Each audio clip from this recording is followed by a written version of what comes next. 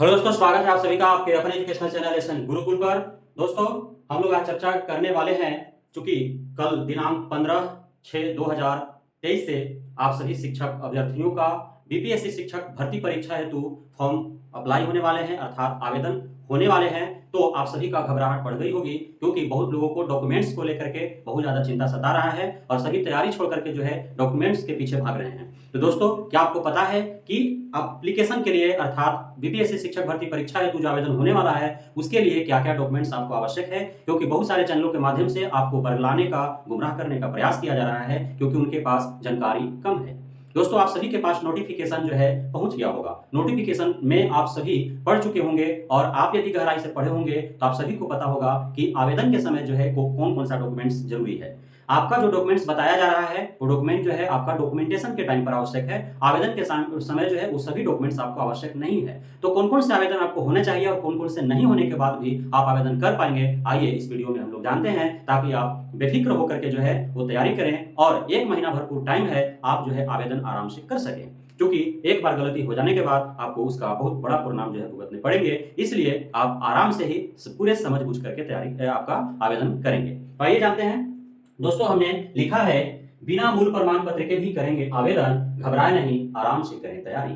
क्यों ऐसा लिखा है? क्योंकि साफ साफ नोटिफिकेशन में लिखा हुआ है कि कागजात आपके पास सभी उपलब्ध होने चाहिए। जब आयोग के द्वारा मांगा जाएगा तो आपको प्रस्तुत करना होगा। लेकिन आपको आवश्यक क्या है आवेदन करने में? तो सबसे पहला जो उन्होंने लिखा है वो है आपका मैट्रिकुलेशन का, यानी 10वीं बोर्ड का जो है आपका अंक पत्र या प्रमाण पत्र। ऐसा नहीं उन्होंने लिखा है कि अंक पत्र और प्रमाण पत्र दोनों होना चाहिए आवेदन के समय में, ऐसा नहीं लिखा है। और क्यों आपको 10वीं का अंक पत्र या प्रमाण पत्र क्यों आवश्यक है? सिर्फ डेट ऑफ बर्थ को वेरीफाई करने के लिए, क्योंकि डेट ऑफ बर्थ को जो है मैट्रिकुलेशन में जो आपका डेट ऑफ बर्थ है उसी का आधार मान करके जो है आपको जो आपका मिनिमम जो एज लिमिट है और मैक्सिमम जो एज लिमिट है उस पे जो है आपका आधार बनाया जाता है। इसलिए जो है आपका अति आवश्यक है।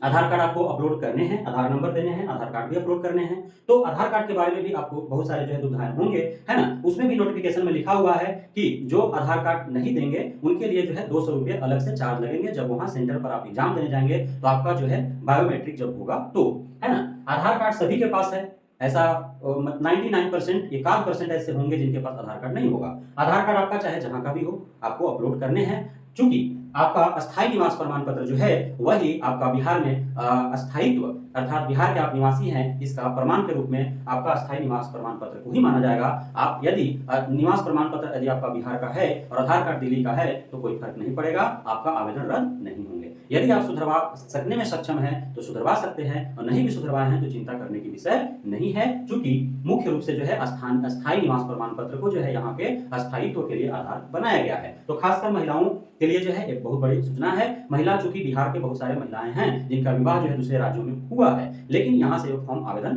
कर रहे हैं, इसलिए यहाँ उनका मायके है और यहाँ से अपना पिता के को आधार बना करके पिता के घर से वो जाति और आवासीय प्रमाण पत्र जो है बना करके और यहाँ से अप्लाई करेंगे। तो क्या उनका जब ससुराल वहाँ का है, वहाँ का जब आधार कार्ड हो गया है, कई वर्ष हो गए हैं उनका विवाह हुए और वहाँ कई जगहों पर उनका आधार कार्ड इस्तेमाल हुआ है, तो क्या इसके लिए जो है उन्हें आधार कार्ड यहाँ का करवाना पड़ेगा? तो ऐसा अनिवार्यता नहीं है, कहीं भी ऐसा लिखा हुआ नहीं है।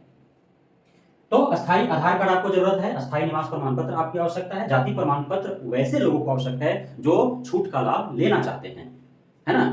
आपका जाति प्रमाण पत्र किन्हें आवश्यक है? जो छूट का लाभ लेना चाहते हैं, जो आरक्षण का लाभ लेना चाहते हैं। महिलाओं के जहां तक सवाल है तो अब आवेदन हो रहा है, आपका रद्द कर दिया जा रहा है। तो उस स्थिति में यदि आपके पास स्थानीय प्रमाण पत्र हैं और जाति यदि आपका नहीं भी बन पा रहा हो तो घबराने की आवश्यकता नहीं है। आप जनरल कैटेगरी से अप्लाई कर सकते हैं। कट ऑफ आपका जो है 32% है। चाहे आप जनरल से अप्लाई करें, चाहे आप जिस भी कैटेगरी से हैं उससे अप्लाई करें। महिलाओं के लिए जो कट ऑफ मार्क्स रखा गया है वो 32% ही रखे गए हैं, इसलिए बहुत विशेष घबराने की आवश्यकता नहीं है। जहां तक सीट की बात है तो सीट आपका जनरल में महिला में भी देखेंगे तो काफी पर्याप्त मात्रा में सीट हैं, तो उम्मीद है। और आपका जो कट ऑफ है वो 32% ही रखा गया है। तो हालांकि अभी 1 महीने टाइम है, तो बहुत सारे जो है इसके उपाय हैं जाति प्रमाण पत्र बनाने के लिए, है ना? तो आप जो है अपने आसपास के जो आपका प्रत्येक पंचायत में चूंकि जो है पंचायत स्तरीय आरटीपीएस केंद्र खुल गए हैं, आपके बगल के जो प्रतिनिधि होंगे, है ना, मुखिया हैं, वार्ड सदस्य हैं, या फिर आपके पंचायत में सीएलटीएस होते हैं, तो उनके थ्रू जो है आप आसानी से जो है 1 हफ्ते 10 दिन के अंदर जो है आप जाति प्रमाण पत्र बनवा सकते हैं, है ना? उसके लिए जो भी डॉक्यूमेंट्स आपके चाहिए आपके पास अवेलेबल है, घबराने की आवश्यकता नहीं है, सिर्फ आपको मार्ग ढूंढना है। तो जाति प्रमाण पत्र आपको आवश्यक है आरक्षण लेने के लिए।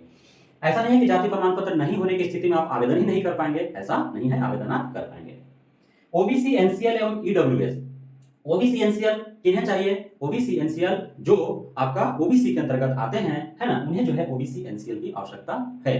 किन्हें? जो ओबीसी के अंतर्गत आते हैं, अर्थात BC1 और BC2 को जो है ओबीसी एनसीएल की आवश्यकता पड़ती है।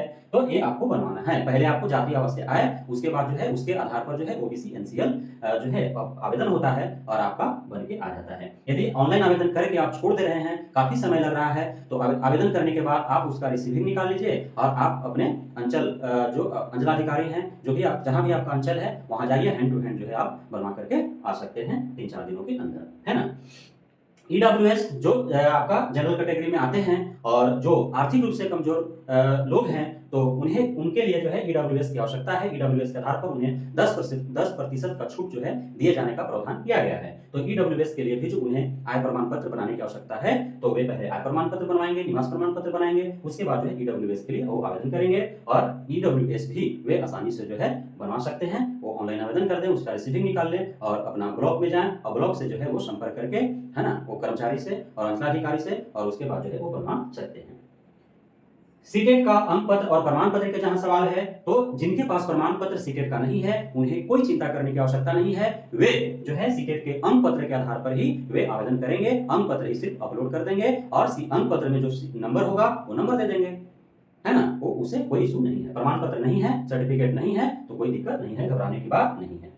10वीं का अंक पत्र प्रमाण पत्र के बारे में हमने आपको बता दिया कि अंक पत्र या प्रमाण पत्र, तो इस प्रकार जो है जो भी आपका अंक पत्र और प्रमाण पत्र वाला जो आपका समस्या है, उसमें आप सभी के पास जो भी आप पढ़ाई कर रखा है, चाहे आप सीटेट आपका 10वीं हो, 12वीं हो, आपका ग्रेजुएशन हो, डीएलएड बीएड हो या सीटेट हो, सबका अंक पत्र आपके पास है। ऐसा कोई अभ्यर्थी नहीं है जिसके पास अंक पत्र नहीं है। प्रमाण पत्र बहुत लोगों के पास नहीं है, तो अभी प्रमाण पत्र की आवश्यकता नहीं है। अंक पत्र के आधार पर ही आप आवेदन करेंगे और आप परीक्षा पास कर जाते हैं, उसके बाद आप प्रमाण पत्र जो है आप इकट्ठा करेंगे और जब डॉक्यूमेंटेशन होगा उस समय आपको सभी का अंक पत्र प्रमाण पत्र जो है आपको दिखाना होगा डॉक्यूमेंटेशन के टाइम पर। तो अभी प्रमाण पत्र नहीं होने की स्थिति में भी ऐसा नहीं है कि आप आवेदन नहीं करेंगे। बहुत बहुत